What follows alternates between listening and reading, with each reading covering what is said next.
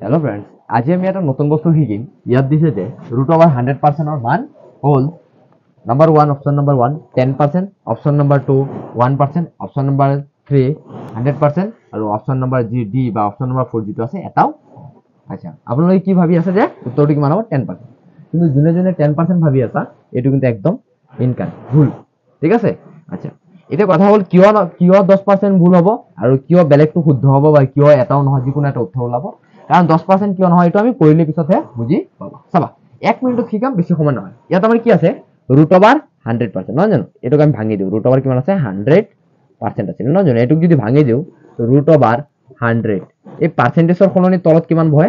100 সদায় মনত ৰাখিবা। তো এটা শূন্য কেনসেল, এইটো শূন্য কেনসেল। সমান সমান √ৰ ভিতৰত কিমান থাকিব? 1 দি পেলাই 1ত যাব কিবা একবাৰ মানে 1। তো 1ৰ বৰ্গমূল কিমান? 1 স্কয়াৰ। স্কয়াৰ আৰু 1 দুটা বৰ্গমূল কি হয়? স্কয়াৰ ৰুটৰ কিমান হ'ব? কেনসেল। তো এনসাৰ ইজ কিমান? নহয় জানো? এইটো স্কয়াৰ ৰুটৰ কেনসেল কৰিবলৈ আমি 1 ওলাই দিলো, তো নহয় জানো?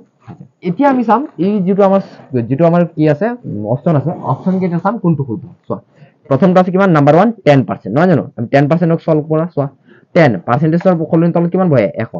এটা শূন্য কেনসেল, কিমান ওলাই আছে? 1/10। 1/10 টো ওলোৱা নাই, আমাৰ 1 ওলাইছে, নহয় জানো? তো এইটোও নহয়। 2 নম্বৰটো চাও শুদ্ধ হয় নেকি। চোৱা, 2 নম্বৰটো, নাম্বাৰ 2, এইটো 2 নম্বৰটো চোৱা, সলভ কৰি দিওঁ। 2 নম্বৰটো কিমান আছে আমাৰ? 1%। 1% যদি কৰো আমি 1 পাৰ্চেন্টেজৰ সলনি কিমান বহে? তলত 100। 1 পাৰ্চেন্টেজৰ সলনি কিমান বহিছে? তলত 100। তো 1/100 টো ওলোৱা নাই, আমাৰ এনসাৰ হৈছে কিমান? 1, হয়নে? আচ্ছা, আমি 3 নম্বৰটো, এইটো হোৱা নাই। 3 নম্বৰটো চাও। 3 নম্বৰটো আমাৰ কি আছে চোৱাচোন। নাম্বাৰ 3 টো আছে 100%, নহয় জানো? এইটো ওলাই দিওঁ। নাম্বাৰ 3 টো ওলাই দিওঁ। কিমান আছে আমাৰ? 100% আছে। 100% বনাই দিওঁ। 100 এই পাৰ্চেন্টেজৰ সলনি তলত আকৌ কিমান বহিব? 100। এটা শূন্য কেনসেল, এইটো শূন্য কেনসেল, 1 দি পেলাই 1ত যাব কিবা একবাৰ, equal to answer is correct কিমান? 1। তাৰ মানে আমাৰ দেখা গৈছে এনসাৰ নম্বৰ কিমান? 3 নম্বৰ। যিটো আমাৰ এইটো শুদ্ধ। ঠিক আছে? তোমালোকে নাযাবা, সেম মই আৰু এটা দি আছো, কমেন্টত লিখিবা। √200% ৰ মান হ'ল, এইটো অপচনত দি দিবা। অপচনটো এইটো নহয়, অপচন বেলেগ হ'ব।